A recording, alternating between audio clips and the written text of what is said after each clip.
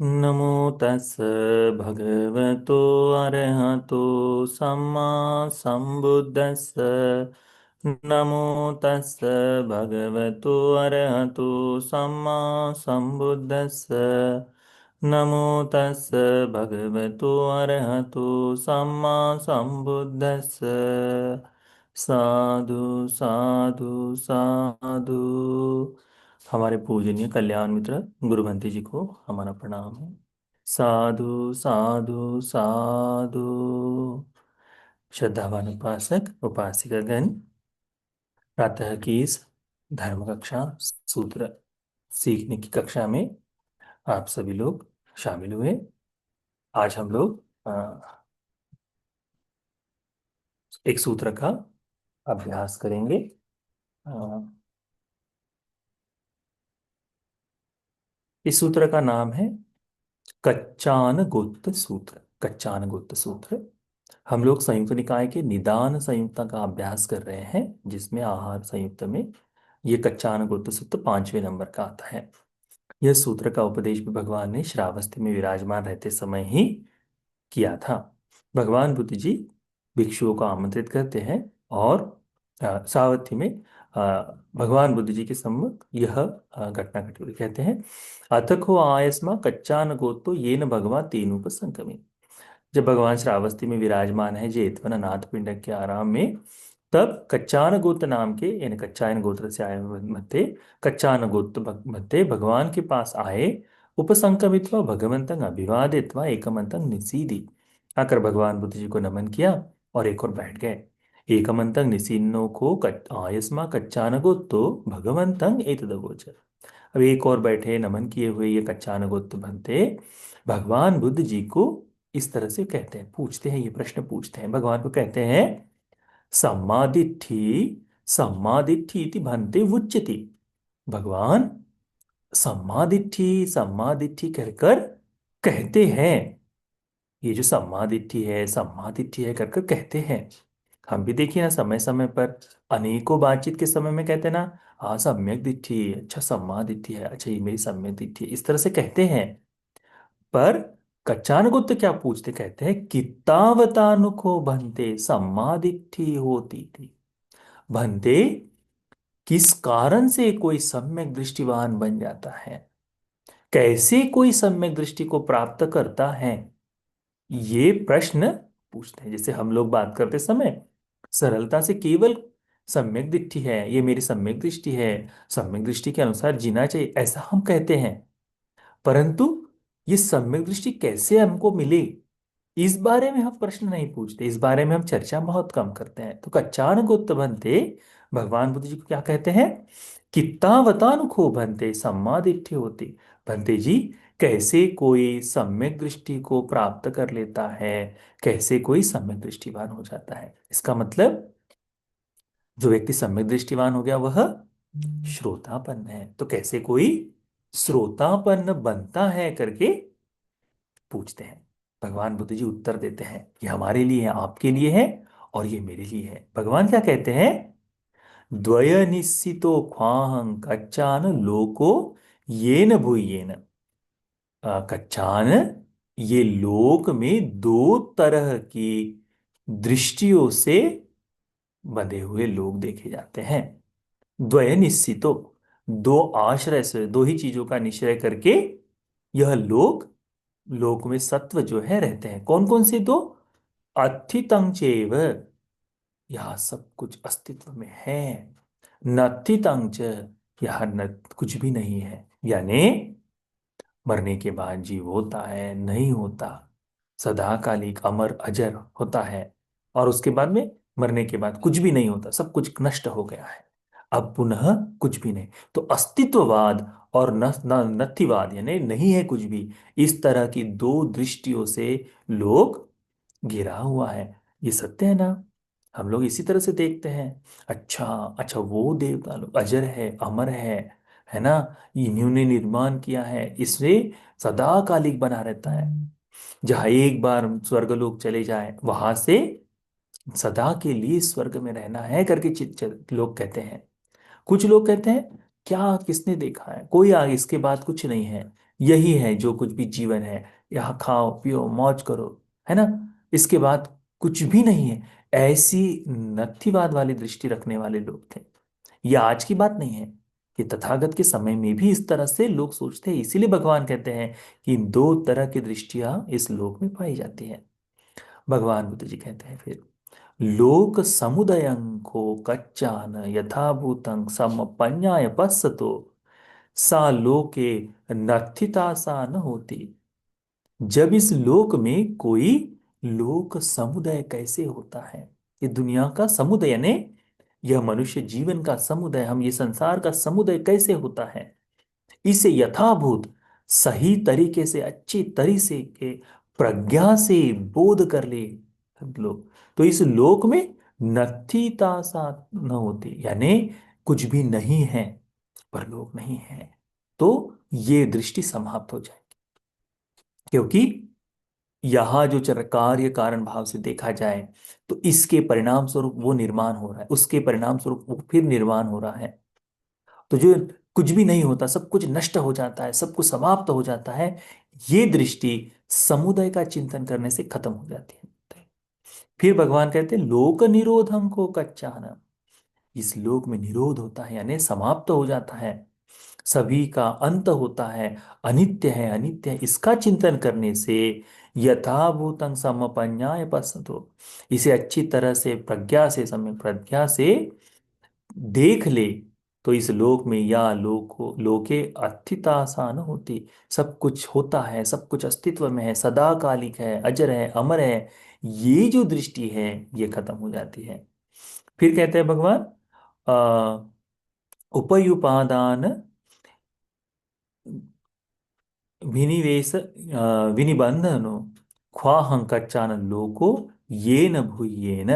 भगवान कहते हैं कि इस लोक में ये जो मोह जाल है उपादान की तृष्णा से बंधकर, है ना, ये जो उपादान है, इस उपादान का भव बंधन जो बंधा हुआ है हमारा, उपादान विनिवेश विनिबंधनो, यानी उपादान तृष्णा की उत्पत्ति के लिए जो जो उपादान है, अंधभूत होकर चलते हैं ना, तो इन उपादानों से बंधी तृष्णा के कारण इस लोक में सत्व आते जाते रहते हैं, सत्व चलते रहते हैं। ठीक है, मोहजाल में ये सत्व फंसा हुआ है। तो कहते हैं तंचायं उपादानं चेतसो अधिष्ठानं अभिनिवेशानुसयं न उपेति न उपादीयति नाधिष्ठाति अत्तामेति। कहते हैं कि इस उपादान के कारण, इस उपादान को जब देख लेता है कि अच्छा मेरा तो ये मोहजाल है, ममत्व है, तृष्णा है, इसमें मैं फंसा हुआ हो, तब उस तृष्णा जो है, उस तृष्णा की आसक्ति जो है, उसका जो ममत्व है, इनके मोह जाल में जब नहीं पड़ता, उससे बाहर आ जाता है, तब मैं अत्ता करके ये जो भाव है इसमें नहीं बनता। कैसे? अत्ता में ये मैं हूं, ये मेरा है, मेरी आत्मा है करके आत्म भाव जो है इस भाव में नहीं बनता। कब? जब इस उपादान को, इस तृष्णा को, इस ममत्व को जब वो जान लेता है और इससे, इसमें वह अपने मन में अधिष्ठान नहीं करता, उसमें उसके प्रति अपना मन नहीं लगाता, उसके बंधन से बाहर निकल आता है, तो अत्ता में करके ये जो भाव भी खत्म हो जाता है। फिर भगवान कहते हैं दुखमेव उपज्यमानं उपजति दुखं निरुज्यमानं निरुज्यति इति न कंखति न विचिकिच्छति अपरपच्चया ज्ञानमेव स एव एत्थ होति। भगवान कहते हैं दुखमेव उपज्यमानं उपजति, ये जो दुख है यह दुख ही उत्पन्न होता हुआ उत्पन्न होता है, दुख उत्पन्न होता है, तो दुख यानी सभी जाति जरा जो है ये सारा दुख उत्पन्न होता है, तथा दुख ही निरोध हो जाता है, दुख ही खत्म भी हो जाता है। इस लोक में ऐसा कोई दुख है जो सदाकालिक है? नहीं है। हम आज देखते हैं हमारे व्यवहारिक जीवन में देखने वाले सारे दुख भी समय के साथ समाप्त हो जाते हैं, फिर कोई दूसरा दुख उतर आएगा। सारी खुशियां भी ऐसी होती है। संसार का बंधन वाला दुख जो है ये अभी तक चल रहा है, जब तक हम मुक्ति को ना देखें। तो यदि कुछ जन्म होता है इस लोक में, यदि कुछ उत्पन्न होता है, तो भगवान कहते हैं दुख ही उत्पन्न होता है। और निरुद्ध, दुख ही निरुद्ध हुआ निरुद्ध हो जाता है, दुख ही धीरे धीरे खत्म होता हुआ वो समाप्त भी हो जाता है। फिर भगवान क्या बोलते हैं कि इसके प्रति जो है न कांक्षति न विचिकिच्छति अपरापर अपरापर पच्चया ज्ञानमेव स इत्थ होती। जब कोई इसके प्रति कोई जो शंका है, कुशंकाएं है, संशय है, ये संशय आदि नहीं करता, यथार्थ से दुख उत्पन्न हुआ है, दुख की निरुद्ध हुआ है, इस बात को समझता है, ज्ञान से देखता है, ठीक है, और इसके प्रति शंका नहीं करता कि नहीं ये दुख जो है ये तो परमात्मा की देन है, इस तरह की कहते हुए बुद्ध ने तो कहा ये नहीं, यदि दुख उत्पन्न हो रहा है तो उत्पन्न होता है, दुख ही निरुद्ध होते हुए निरुद्ध हो जाता है, इसके प्रति शंका न करते हुए, कुशंकाएं न करते हुए, मन में कोई संशय न लाते हुए, सम्यक प्रज्ञा से यथार्थ यथार्थ ज्ञान से देखता है, तो भगवान कहते हैं उसमें ज्ञान में वस व्यक्त होती, उसके भीतर ही यह ज्ञान उत्पन्न हो जाता है कि दुख का और निरोध का, ये दुख और निरोध का ज्ञान उत्पन्न हो जाता है। भगवान कहते हैं एवमेव, इसी से इत्तावता को कच्चा न सम्मादित्य होती थी, इसी से भगवान बुद्ध जी कहते हैं कि वह सम्यक दृष्टिवान हो जाता है। ठीक है, सभ्य अथिति को अकच्चान, सब कुछ है कच्चान, ऐसा कहते हैं अयमेव को अंतो, और सभी कुछ है और इसका यह अंत जो है, सब कुछ है और सब कुछ नहीं है, ये दो जो दो मान्यताएं हैं, कच्चान है भी और नहीं भी, सब भी नत्थी थी अयं द्वितीय अंतो, ये दो अंत हैं, सब कुछ है ये पहला अंत, और सब कुछ नहीं है दूसरा अंत। कैसे? ये लोक परमात्मा से बनाया हुआ है ना, तो ये उसी की इच्छा से चलता है। हमें तो हमारा केवल एक भाग यहाँ करना है, हमें तो शरीर इस आत्मा को शरीर के कपड़े की तरह बदलते हुए चलना है, और ये सारा जो चलना है वो परमात्मा देखता है, तो सब कुछ है करके भाव, और इस लोक में कुछ भी नहीं, ऐसी दो सब कुछ नहीं है, ऐसे दो अंतों में लोग जीते हैं। एते ते कच्चान उभो अन्ते अनुपगम मज्जिमेन तथागतो धम्मेन देसिति। इन दोनों ही अंतों को छोड़कर भगवान बुद्ध जी कहते हैं जो मध्यम उभो अंतों से मध्यम तथागत का जो धर्म है उसे यदि जान जाए, कौन सा धर्म? अविद्या पच्चया संखारा, संखार पच्चया विज्ञान, विज्ञान पच्चया नाम रूपं, नाम रूप पच्चया सलायतन, सलायतन पच्चया फस्सो, फस्स पच्चया वेदना, वेदना पच्चया तन्हा, तन्हा पच्चया उपादान, उपादान पच्चया भव, भव पच्चया जाति, जाति पच्चया जरा मरण शोक परिदेव दुख दोमन सुपायासा संभवन्ति एवमेतस्य केवलस्य दुख खंडस्य समुदय होती। और अविद्या के नष्ट होने से संस्कार नष्ट हो जाते हैं, अविद्या के निरुद्ध हो जाने से संस्कार निरुद्ध होते हैं, संस्कार के निरुद्ध होने से विज्ञान निरुद्ध होता है। इस तरह से जाति जरा व्याधि मरण ये सब कुछ का सब कुछ निरुद्ध हो जाता है। एवमेतस्य केवल दुख खंडस्य निरोध होती, इसी तरह से संपूर्ण दुख खंड का निरोध हो जाता है। यह मध्यम मार्ग भगवान ने इन दो दृष्टियों के बीच में बना, ये सूत्र है। तो इसको मैं सारांश स्वरूप में एक बार आपको फिर से बताता हूँ, थोड़ा सा समझने में कठिन गया होगा। कच्चान बनते भगवान के पास आते हैं और भगवान को कहते हैं भगवान, लोग कहते हैं सम्यक दृष्टि सम्यक दृष्टि, इस सम्यक दृष्टि को कैसे कोई प्राप्त कर लेता है? सम्यक दृष्टि तो है, पर कैसे कोई सम्यक दृष्टि को बोध कर लेता है? भगवान कहते हैं यह लोग दो विचारधाराओं से चलता है, एक है अस्तित्ववाद और एक है नत्थिवाद। इसमें है सब कुछ, इसमें नहीं है सब कुछ, यानी सत्व अजर है, आत्मा अजर अमर है करके इस तरह से, और इस लोक में ऐसा कुछ भी नहीं, इस तरह से चलता है। कहते हैं कि जो समुदाय को देखता है कि ये संसार संसार बन रहा है, निर्मित हो रहा है, तो उससे नास्तिक व नत्थी है करके कुछ भी नहीं है, ये खत्म हो जाता है, क्योंकि संसार तो बन रहा है इसका बोध हो जाता है। संस्कार का निरोध होता है, ये सारे धर्म धीरे धीरे नष्ट हो रहे हैं, जिन जिनको मैं मेरा कह के चल रहा हूं, ये सारे धर्म नष्ट होते हैं। तो अस्तिवाद का जो है कि है सब कुछ सदाकालिक है, ये भाव भी खत्म हो जाता है। फिर ये जो बंधन है, उपादान जन्मने के लिए भव की तृष्णा है, इस तृष्णा को त्याग देने से, इस तृष्णा को छोड़ देने से मैं आत्मवाद जो है वो समाप्त होता है। इस लोक में यदि कुछ उत्पन्न होता है तो दुख उत्पन्न होता है, कुछ नष्ट होता है तो दुख खत्म होता है। इसे बगैर शंका के, यानी डाउट, संशय के, शंका के, विचिकित्सा के जिस समय ज्ञान हो जाए, जिस समय ज्ञान हो जाए, भगवान कहते हैं इतने मात्र से वह व्यक्ति सम्यक दृष्टिवान है। ये समझ में आ गया? जहां कोई कहे कि आत्मा अजर अमर है तो वो अस्तित्ववाद की दृष्टि में आए। जहां कोई कहे कि नहीं, यही अंतिम जीवन है, यहाँ खाओ पियो, यहाँ से सब कुछ समाप्त हो जाता है, इसके आगे कुछ नहीं, वो नास्तिकवाद है। इन दोनों को यदि कोई व्यक्ति समुदय धर्म का चिंतन करे कि ये सारा लोक उत्पन्न हो रहा है, यदि नष्ट होने वाला सोचने वाला व्यक्ति तो उत्पन्न हो रहा है, तो ये जो कुछ भी नहीं है इसकी विचारधारा खंडित हो जाएगी। सब कुछ निरोध हो रहा है, यानी धीरे धीरे धीरे सब कुछ क्षीण हो रहा है, खाया जा रहा है, नष्ट हो रहा है, इसका चिंतन करते ही सब कुछ सदाकालिक है, अजर है, अमर है, इसका चिंतन करने वाले की दृष्टि खत्म हो जाएगी। फिर क्या बचता है? मैं, मेरा, मेरी आत्मा का भाव।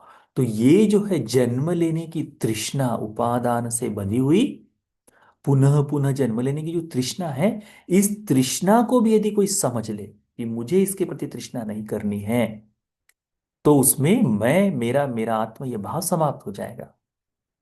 और वास्तव में यथार्थ में वो देखेगा क्या? कि ये लोक में केवल दुख उत्पन्न हो रहा है, लोक से दुख ही निरुद्ध हो रहा है। जाति भी दुखा, जरा भी दुखा, जाति जन्म दुखदाई, दुख ही उत्पन्न हो रहा है। और नष्ट क्या हो रहा है? जरा मरण, ये सारा मृत्यु के साथ ये दुख ही नष्ट हो रहा है, फिर दुख ही उत्पन्न हो रहा है। इसका बोध होते ही, इसके प्रति संशय खत्म होते ही, विचिकित्सा खत्म होते ही उसे ज्ञान हो जाए, भगवान कहते इतने मात्र से वह सम्यक दृष्टिवान है। पता है सम्यक दृष्टिवान कैसे बने? तो जिस समय हमें पता चल जाए कि ये संपूर्ण संसार इस पर ही निर्भर करता है कि दुख उत्पन्न हो रहा है और दुख ही नष्ट हो रहा है। फिर भगवान कहते जो दो दृष्टियां हैं, पुनः दो अंत है कि यही है और यही नहीं है, सब कुछ है, सब कुछ अजर अजर अमर है, और आत्मा अजर अमर है, और एक है कि नहीं है करके। इन दो दृष्टियों के मध्य का मार्ग भगवान ने बताया। भगवान ने कहा है नहीं के विवाद में अधिक मत पड़ो। ये देखो कि ये सारा एक श्रृंखला से, अविद्या के होने से ये सारे जाति जरा मरण बनते जा रहे हैं, इनके खत्म होते ही ये सब कुछ खत्म होते जा रहा है। इसे बोध कर लेने से भगवान कहते हैं सभी दुखों का जो है लोक की दृष्टि से, अंत से हम बाहर निकल जाते हैं कर। तो ये है कच्चानगोट सूत्र। बड़ी सरलता से, बड़ी सुगमता से भगवान बुद्ध जी ने सम्यक दृष्टि को कैसे प्राप्त किया जा सकता है, कैसे कोई व्यक्ति सम्मादिठीवान है, यह वो बोध कर लेता है, उसे प्राप्त हो जाती है। तो ये जो हम सम्यक दृष्टि कहते हैं ना उपासक, ये सम्यक दृष्टि कहने की नहीं, ये प्राप्त करने की है। तो ये जो प्राप्त करने का मार्ग, एक भाग इस कच्चानगुत्त सूत्र में हमारे भगवान बुद्ध ने, शास्त्रा ने हमें बताया है। इसका अच्छी तरह से यदि ये सूत्र ना समझा हो तो पुनः एक बार दो बार सुन ले, इसका अच्छी तरह से चिंतन कर ले कि भगवान किस बारे में हमें प्रेरित करना चाहते हैं, तो हमें यथार्थ में समझ में आएगा कि दुख उत्पन्न हो रहा है, दुख नष्ट हो रहा है करके। तो ये यदि समझ में आ जाए तो वैसे ही इसके प्रति जो ममत्व है वो समाप्त हो जाएगा। परंतु ये सरलता से नहीं समाप्त होता है। हमारे अरहंत मुनि शिवली भंते जी जो थे, उनकी माँ 7 दिन की जब शिवली बात करते हैं तो भगवान प्रश्न पूछते हैं ना उसे कि क्या ऐसा पुत्र और चाहिए? तो कहते भगवान यदि ऐसा पुत्र हो तो एक नहीं 7 चाहिए। तो भगवान जब उसे ज्ञात करा देते हैं कि दुख में पड़ा, मोह में पड़ा हुआ व्यक्ति तो कहती है आज के बाद कोई पुत्र नहीं चाहिए। श्रोतापन है ना, तत्काल समझ जाती है कि भगवान ये दुख के उत्पत्ति के लिए ही मैं आनंदित हो रही थी, ये दुख भी नष्ट हो जाता है करके ये बोध होते ही आज के बाद कुछ भी नहीं चाहिए। तो हमारा सारा ममत्व तो वही बंधा हुआ है, उत्पत्ति के प्रति बंधा हुआ है। इसे बोध कर लेने से ही व्यक्ति श्रोतापन्न बन जाता है, सम्यक दृष्टिवान हो जाता है। इस सूत्र का संपूर्ण सारांश स्वरूप से आप इस तरह से समझ सकते, इसका चिंतन करें, मनन करें, बार बार सुन ले और कोशिश करें कि ये चिंतन का धर्म मेरे लिए भगवान ने बताया है, मैं इसे अपने चिंतन में प्रक्रिया से बोध करने की कोशिश करूंगा। तो यह सूत्र का उपदेश आप सभी को सम्मा दिट्ठी को समझने के लिए और बोध कर लेने के लिए, सारी शंकाओं से दूर हो जाने के लिए, धर्म के बोध के लिए यह सूत्र का उपदेश, धर्म का उपदेश उपकारी हो जाए। साधु साधु।